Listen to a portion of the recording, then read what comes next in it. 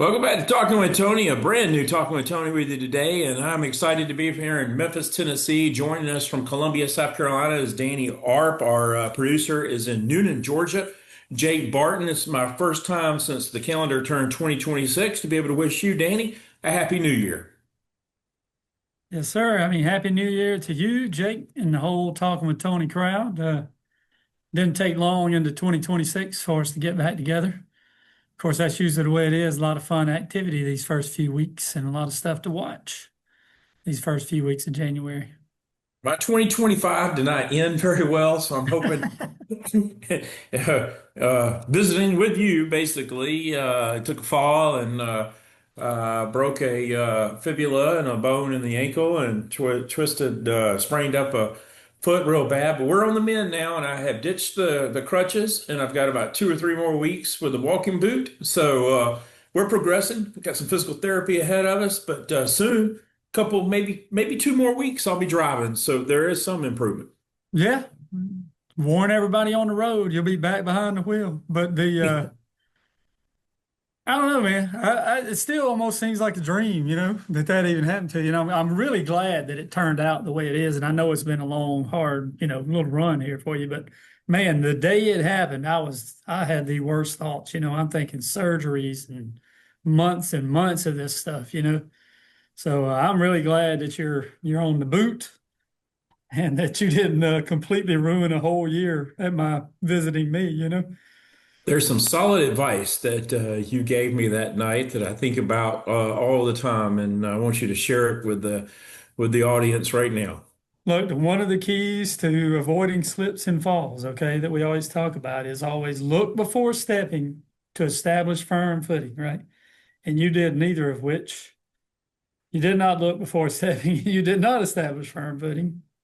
But anytime you're walking around curbs or driveways where they transition from road to driveway, you gotta be on your game. So And that's I exactly what feel happened to bad for me. you. I wish I'd have given you that advice before I went to work that morning, Yeah, it would trying to have get been you nice. I home. appreciate that. Could have saved a lot of pain, a lot of Golly, frustration, dude.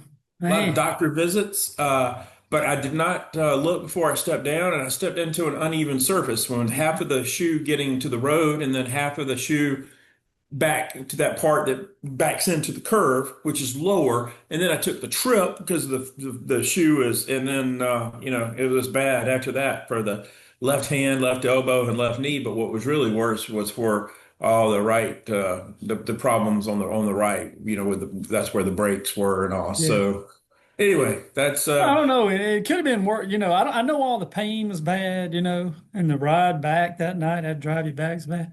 But it probably wasn't as bad as that old man saying, "Oh, it happens to the best of us, buddy. You can get up." Didn't somebody in my neighborhood yell at you yeah. and tell you He's to get like, off the ground? He's like, hey man, it happens to the best of us. He's walking his dog, and he goes, "And the Cub Scouts, they taught us how to fall." And I was like, well, that's great. That's like Didn't even that's not, try, yeah, it's didn't even like try to come help you. that drive to urgent care is the most pain I've ever been in. Because here I am with two broken bones trying to drive my vehicle, and it was about a 5 mile drive, but it took so long because I couldn't go faster than 25 miles per hour because I had to be able to hit the brake to stop, and that's not easy to hit the brake. They were great to me, the urgent care there in Lexington, South Carolina. Uh, but I really appreciated you. You got me over to the orthopedic. You would have waited for a little while, but I knew once I got in there and how busy that Prisma orthopedic was in Lexington that I was going to be there for hours, and I was. But they were great. But I appreciate you. You brought it. You got me back to LaGrange, where three friends came and met me there and got me back to Auburn. But you played a big role in that, and it takes a lot. I'm gonna tell you what, man. When something like that happens, it takes a lot of people, and just now we're coming up. It's been just shy of 2 months. I've had a lot of time on the couch, a lot of time by myself. I love when somebody visits me. Everybody wants to bring you food, everybody, and I don't need that right now because I can't exercise. That's I soon will be. I've started lifting a little bit of weights just from the couch. But that's the problem, picking up weight. But everybody wants to come do something for you that involves bringing you something to eat. And around Christmas time, holiday time, and all of that, between Thanksgiving and Christmas, it's all so much of it is sweets. So it is what it is. All I can tell people is what the advice you gave me: look before you step. That's it, man. Danny and I are going to be talking about the four college football playoff games. We wish we could be talking about the Ohio State Buckeyes and the and as I said for college football, but when we talk about the college football final, we wish we could be talking about the Ohio State Buckeyes and the Georgia Bulldogs, or at least one of them, but that's not going to be the case. But we will discuss the four NFL football playoff games and the national championship game. But first, Danny, what I want to lead off with is the PGA Tour generally would have started last week, but they weren't able to take the Maui tournament wasn't able to take place. But the Sony Open will take place. And I think I should drive it right over here to you right now because you have the golf course there in your background. That is correct. I have the opening tee box there in my background. As you know, I got a child who lives right there in Honolulu, and I'm trying to get her to see if she can get some tickets from her work. Now, typically, I would be making a trip over there about this time, and I'm going to be a couple of weeks, about 3 weeks behind this tournament. So it didn't line up for me this year, but I'm looking forward to it next year. It's a beautiful golf course, beautiful setting right there in the large metro area, Honolulu, and you got the canal runs right there beside it, and then the ocean on the other side. So it's a beautiful venue to play at. To your point, usually you've already got the Century and Maui played. That's not happening. So this will be the opening to the PGA 2026 season. So it's exciting. It's got a really good field too. We got a field of 120 players into it. I think 17 of the top 20 players in the world are in this field. So we're talking about a lot of good golfers showing up. And I'm sure all your fans watch golf, but either way, you'll get a 65, top 65 will make the cut after two. And then anybody tied in that as well will make the cut. So it could be above 65. But man, we got a good course, good tournament, and everybody's had a little break between, the Ryder Cup finish that we saw and this. So it's going to be a big tournament, and I'm excited to get it started. The Danny, season started. I know you've heard me say it a number of times. I've said it for years and years and years. I used to say it in the studio. Now I'm saying it here on our Zoom series. I love watching live golf when it's nighttime at my house, but it's live either out in California on the West Coast or in Utah or wherever they might be. This time in Hawaii, it's even better because it's 5 hours time difference from the East Coast. I think that it's awesome to be, especially when it's cold in January and February, maybe you have your logs on or something like that, but then you Mhm. see the warmth of Hawaii and all. That'll be the case. We mentioned Georgia a little while ago. We were actually, I mentioned them talking about, we wish we were talking about them for the football game. There's a UGA alum who has an outstanding chance here, and Vegas actually has him as the favorite, and Russell Henley. Yeah. You got a couple of Georgia folks in the favorites list, or at least not in the top, like Henley is. Henley is the favorite. I think he's the odds-on favorite to win this thing, to be honest with you. But to look at it, you got Henley, ex-Georgia guy, you got Brian Harmon, ex-Georgia guy, you got Ben Griffin, you got JJ Spahn, Hideki Matsuyama always plays well in this thing. You got a lot of really good names up there at the top. And you're talking about a course here that's similar to what you get out there at the Hilton Head course. You get the Harbor. You get all. It's a shot maker's course, right? It's not it's a lot of tight. It's tight, obviously, as you can imagine, right in the downtown area there. Tight, beautiful mountain views. Dog legs are just hardcore. I mean, really, really vicious dog legs. And you got to be able to work the ball if you want to get any kind of advantage with length. You can't just go and bomb it, over the palm trees. It's not going to work. So you got to be precise with your shots. Leave yourself in good position in the fairway because the greens are hard and the greens are fast. So to hold those things, you got to be able to really place your ball, and that's what this course plays to. That's why if you see people, some of these folks like Russell Henley, he won this course, and I think he won this tournament in 2014. Think about it, it's like 11 years ago. Hmm. And he's always consistently in the top, these same names. And that's just because it's such a consistent players course, right? So Hmm.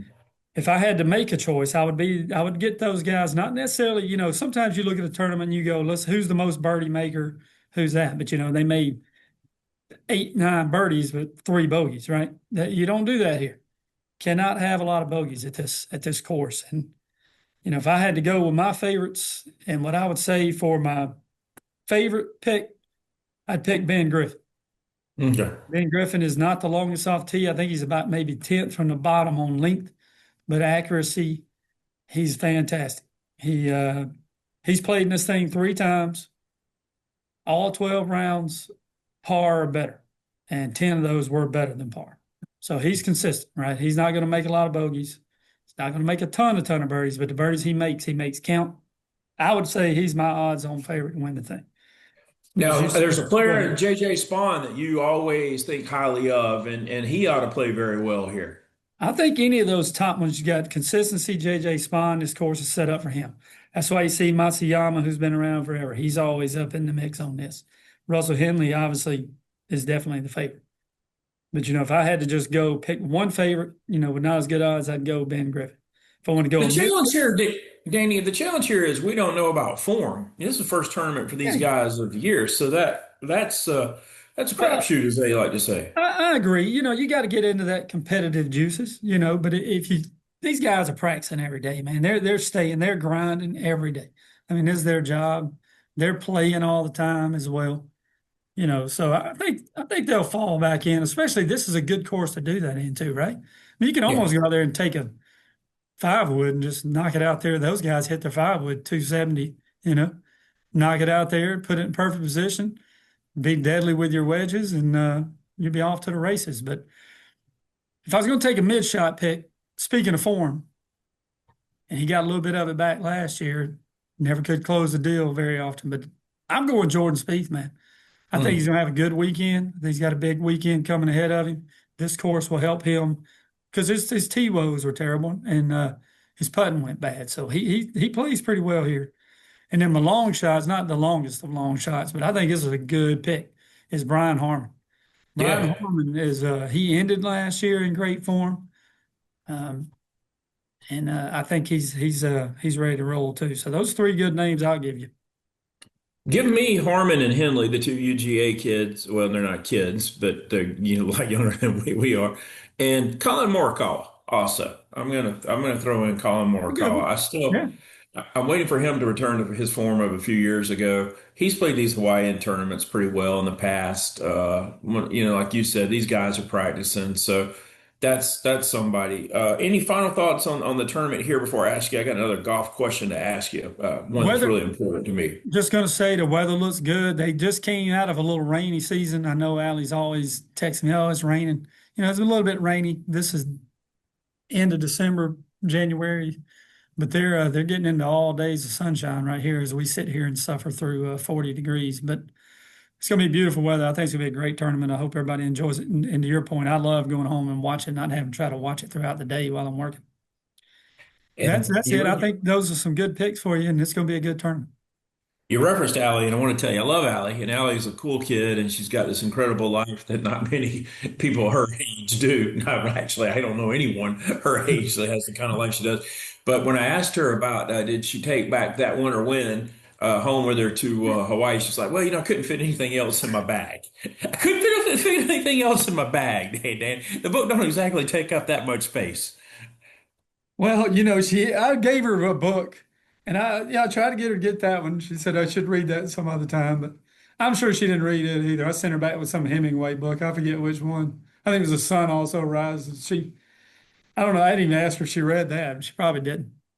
Well, hopefully she will, though. Yeah, hopefully she'll read It's a them fine both. She offer. needs It's a to get fine them. offering. Maybe you ought to read Hemingway before you read that Winter Wind, though. It's pretty outstanding, and she can read about her father in that Winter Wind because you're a character Exactly. in that Winter Wind. The other golf that I wanted to talk to you about was my guy's Brooks Koepka. I've been saying that for years here on the show. He's my favorite golfer. I've had to watch the Live Tour the last few years, and I haven't been against it. There's been some great golf out there in the Live Tour, but I'm very happy to see Koepka reinstated on the PGA Tour. I was sort of hopeful that something was going on when he and Wayne Gretzky and Brett Baer of Fox News were playing golf with President Trump a few weeks ago. I was hoping maybe something's at work. Then when I heard that whole part about he wanted to spend more time at home and be closer to home. Well, much of that Live Tour takes place in other continents, and I started thinking like, okay, something's happening here. I don't know if they're going to make him sit out a year but something's happening here. And then news broke the last 48 hours or so that he can play and he's going to play in the farm. Now he's paying some penalties and he should for leaving the PGA Tour. But we're just a couple of weeks away from seeing him. Now, he was not in great form last year on the Live Tour himself, but you talk about competitiveness and all. He shows up, he gets ready for the majors and all. I think he's 35. I think he's got some good years still left in him. Your thoughts about this, about the punishment, and about what we can expect from Koepka, in your opinion? Yeah. And it's exciting news. I mean, we saw the big breakup back in 2022, and, Phil went first, and then everybody thought, okay, whatever, Phil's sort of a has been, right? I mean, he still would come out every now and then. I always liked Phil, but, he wasn't that much of a loss, man. When they pulled Koepka, that was a big deal. And I just don't know how you watched it. I know we've referenced it on the show already before, but I just couldn't watch the live. But there's a lot of great players over there. But Koepka coming back is a big deal. And they like you said, they made a big deal out of it. The program they're calling it, and I know you know about it, but they're calling it the returning member program, right?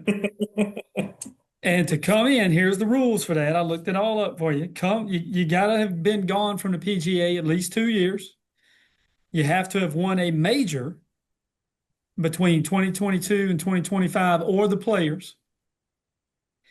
And then you have until 2/2 to decide because that's when live golf season kicks off over there somewhere, Saudi Arabia or something. So you got some people that meet that criteria still. You got Bryson DeChambeau, Rahm, and Cameron Smith all meet that criteria. Brooks Koepka is the only one that's acted on it so far. Now he is going to have to make a $5 million donation to some charity that PGA tells him to. He's not going to be able to participate in the equity program of the PGA like he would have been when he left. They say that's like $50 million loss. Yeah. Yeah. So, but anyway, I think he's going to be good playing in Farmers, a good place for him. He's won that once before. And then he's already signed up for the Waste Management, which is one of the wilder tournaments of PGA. And he won that one twice already. The last one he won in 2024, he won that one. So, Yeah, many of the players were on a committee that decided Koepka's fate. Many of the PGA Tour players had a say in this. I just wonder, Danny, and it's impossible for me to know, but with the timing and the time of the rule and the years that it goes back to, it just cuts off like the Patrick Reeds and the Phil Mickelsons, almost as if to say, DeChambeau, we would love to have you back. You're a crowd yes. favorite. Rom, you're an absolute stud. Cameron Smith, you were just out here. You haven't been gone too long. Mickelson, nah, we don't really need you. And Reed, nobody likes you. Kind of thing. It seems to be the view. I will say, President Trump does. Right? He and Patrick Reed are Yes. close as well. But am I wrong? Am I wrong there? Is that kind of fishy with the timing of the how many years there? No, I think the timing is dead on, and what you've said, that underlying is a big deal. And two, throwing in that you got to have won a major. I mean, that doesn't happen a lot, right? I mean, Huh. and Scotty Scheffler's he captured a lot of the majors over the last 3 years. So, and a lot of people would argue he only did that because these four big name players were over there playing in live. But what they don't realize, they always came back for the majors. I mean, and Scotty Yeah. still won. Now they may not have been in PGA form, but they were there. And to Koepka's point, he won at Oak Hill, and he did beat Scotty Scheffler. So I mean, he's fit to do this, and he's a good fit for PGA. It was a bad decision for him to leave. There was about 120 million reasons why he did, I'm sure, but still, I'm glad to see him back, even though he hadn't always been one of my favorite players. I do like him. Which I believe he will have to forfeit some of that money because we don't know what, but he left with 1 year still in his Yes. live contract. So there's going to be something that he had to pay to live. They just didn't say. They amicably came to this agreement, but we don't know what the financials were behind that amicable agreement. I would say this, and I've often been I really believe in that fact that he didn't think he could, with the knee injury that he had, he didn't know if he would be able to compete with the guys on the PGA Tour. And he felt like the Live was an opportunity, take the money, be established, for the rest of his life and all. He's healthy now, but like I said, his form wasn't great. I don't know what to expect. I imagine there's going to be a lot of nerves there. This is a guy that nerves have never have gotten to him. Look at what he's done, almost won five majors. But I Yeah. imagine there's going to be some nerves for him at the Farmers and the following week at Phoenix too on Super Bowl Sunday. Yeah. I think the Farmers maybe, I mean, there'll be some nerves there, but for him, because that's his opening kickoff. What I can't wait to see is the waste management. That crowd's crazy, man. They're all drunk by 9 a.m. every day. And it's going to be, this, there could be some kickback to him. He could catch some flack. I don't know. Most people still like him, and that waste management group's probably a live group anyway. They probably like live. Well, we'll know once it gets to that par three there. Is it 16? Is it Yeah, what was it? 16. Yeah. Yeah, we'll know how they feel about him Yeah. when he gets to that I hope tee. he does All right. well. I wish him well. It'd be good for the sport. I hope he wins all four majors. He's not going to do it, but I should probably be happy if he wins a major. I'm But not going that far. I want my boy Speed to win oh, something. I'm a fan. I am a Kefka fan. All right, let's pick some NFL football games. We have four of them. We're down to the field of eight with the Texans' victory over the Pittsburgh Steelers. I want to tell you that nobody has chosen a five-star on this first game that we're going to do on Saturday, the Bills and the Broncos. Now, I've got the Bills favored by a point and a half. If anybody wanted to jump on the Broncos, this was a good time because this line is actually around even right now. But for our sakes, we've got the Bills favored by a point and a half. I don't have a pick until my five-star pick in the Rams and Bears game, which happens to be your five-star pick too. So we're on the same page there. So I'll be holding off my selections, really counting on you. Denver is at home. They are the number one seed in the AFC, and they face Buffalo, Danny, on that opening game. Yeah. Well, I think this is a great game, and I know everybody wants to see the Bills do it. I mean, they've had a fantastic season. I think if anybody could bring one home for them, it would be Josh Allen. But I gotta like the home field advantage for the Broncos. Uh, I gotta like the way they've been playing. Their defense to me is just going to be too much. And if you look at how the Bills have been winning, I mean, they've been the electric team, right? They've been making these comebacks, and even against the Jaguars, just that was insane comeback. But I think I'm gonna have to take the Broncos, man, in the points. That's it. We got a 1.5. I mean, like you said, you look it up now. That's a win. That's a three. That's a 2.5 point swing for us. So I'm going with the John and Broncos. John and Fred, who are both 82 and 85, who have the best overall record on the panel, both all have the Broncos plus 1.5. Stormy, who has 79 wins, and Kevin, who has 77, are opposite with the Bills. So if form holds as far as the panel strength of the pick, you will be correct because the three at the top all have the Broncos plus 1.5, and the two at the bottom have the Bills minus 1.5. I found that interesting. This is very That is interesting. interesting. This is very interesting to me. 49ers and Seahawks. Of the five panel members, three selected this as their five stars. John and Fred both took the Seahawks minus 7.5, and Stormy has taken the 49ers plus 7.5. Now look, I poke fun at Stormy's picks a lot because he hasn't been very good on this panel the last couple of years, but his five stars are. He's 10 and 7 this year with his five stars, and that's next best behind me, and barely because I'm 11 and 6. I've faded some coming down the stretch. I will say this also with the 49ers is Kevin, and Kevin once again is struggling with Stormy on the season. The top three pickers, including yourself, have the Seattle Seahawks minus 7.5. That to me is very interesting that the top three have the Seahawks minus 7.5 and the bottom two have the 49ers. As a football fan, I'm hoping that the 49ers, I hope that the ones that have the 49ers are right. I'd love to see them, Danny, pull off the victory, but I think it's incredibly unfair what the NFL has done to them. They played football games Sunday in Philadelphia. And now they are going to have to play on a Saturday on short rest against the top team in the league in Seattle. To me, that's incredibly unfair.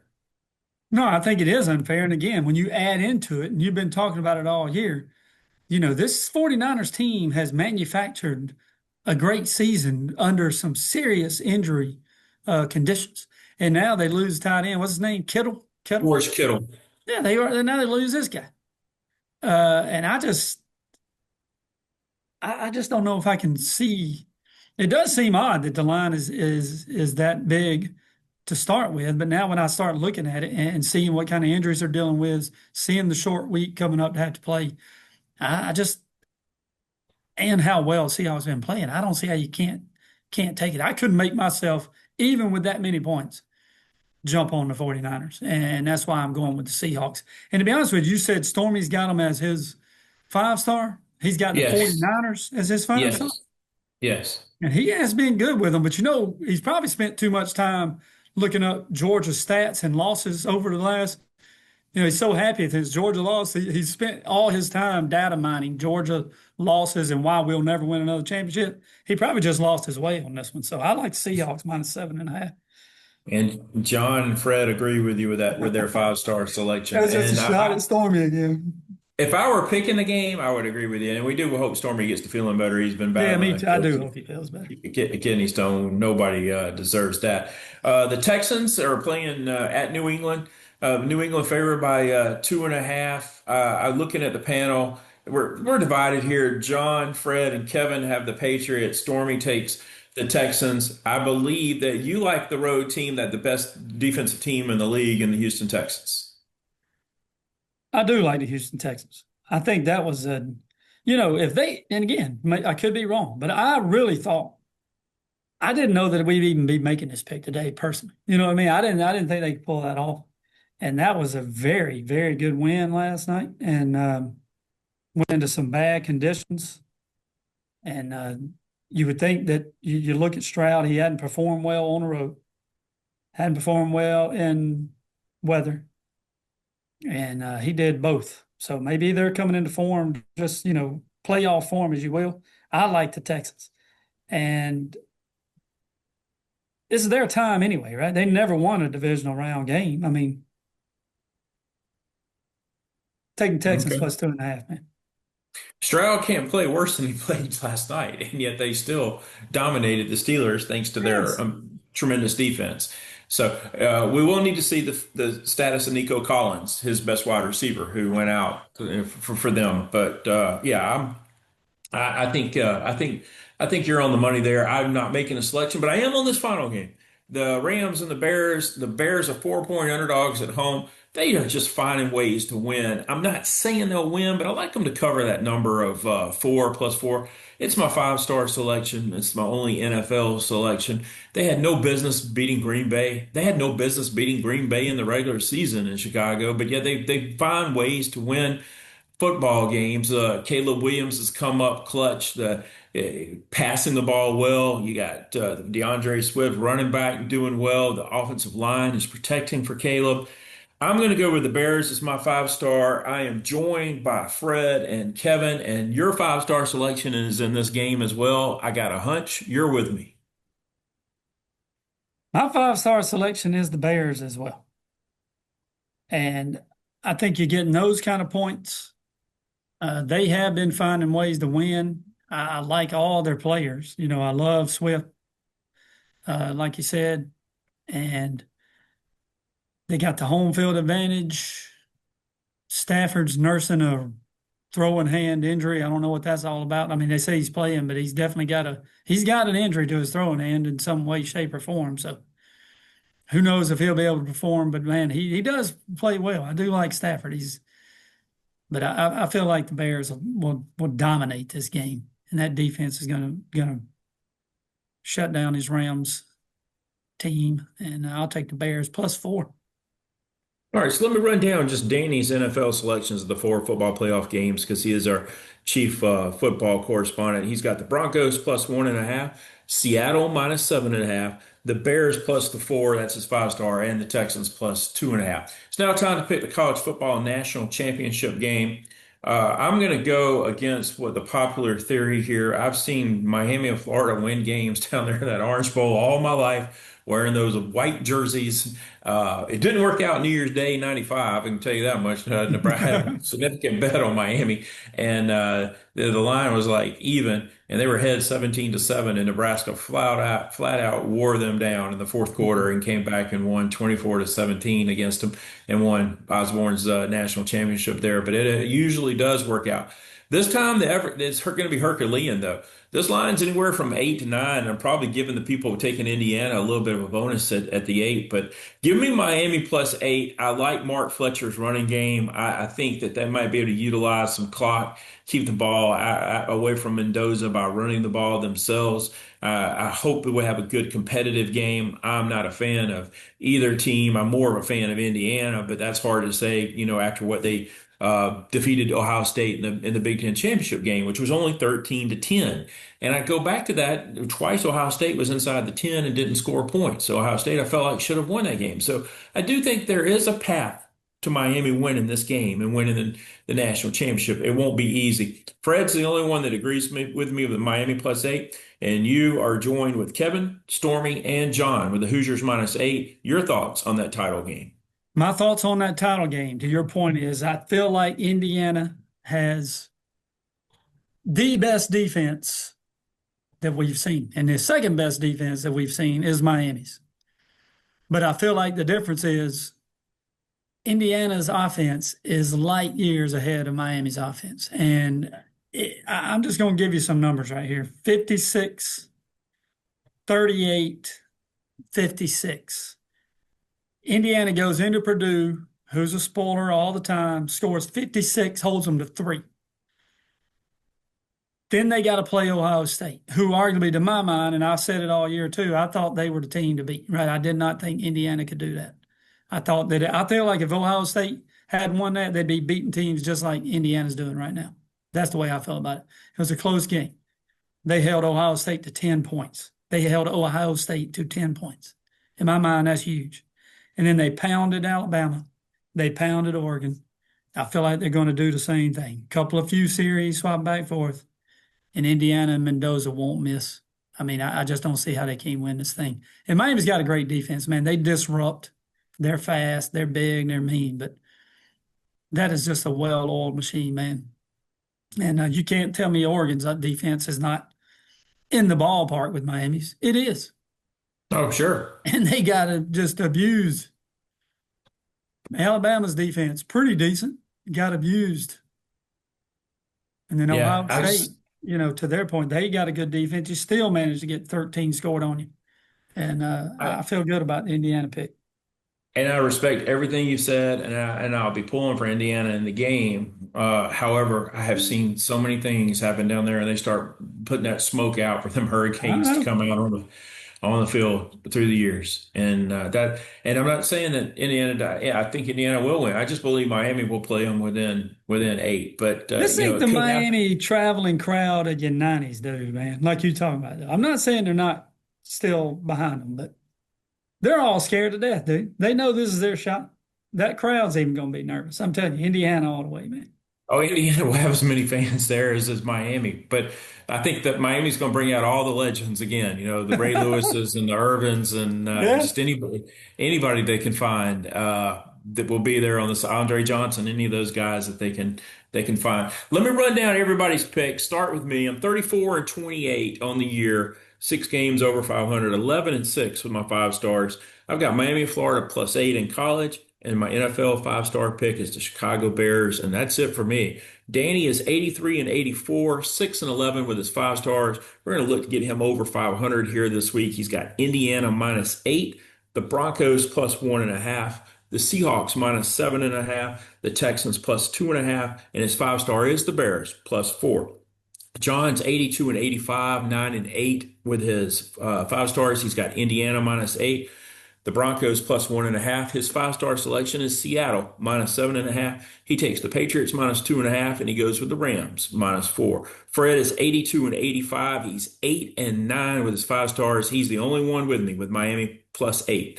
He goes with the Broncos +1.5 in the NFL. His 5-star selection is Seattle Seahawks -7.5. He's got the Patriots -2.5, and he's got the Bears +4. Stormy 79-88, but 10-7 in the 5 stars. He's got Indiana -8.